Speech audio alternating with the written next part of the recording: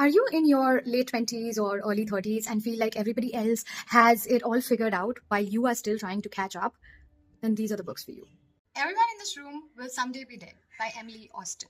This is about Gilda, who is in her late 20s. She is a lesbian atheist who is plagued with thoughts of death and anxiety. She accidentally happens to start a job at the Catholic Church under the Father. This is such a bizarre book.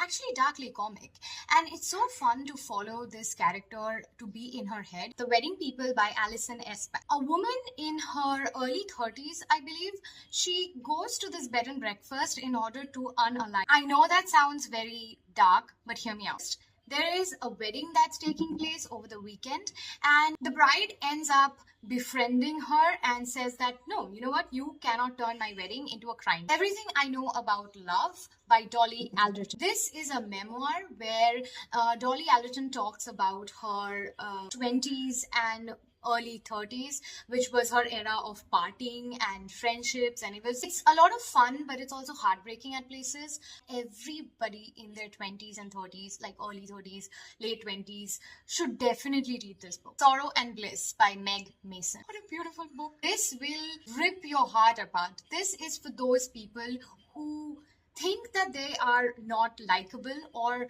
are spending too much time trying to be likable to everybody and just ignoring their own needs and mental health. I have Convenience Store Woman by Sayaka Murata. In society's eyes, she's not successful because she is in her mid-30s.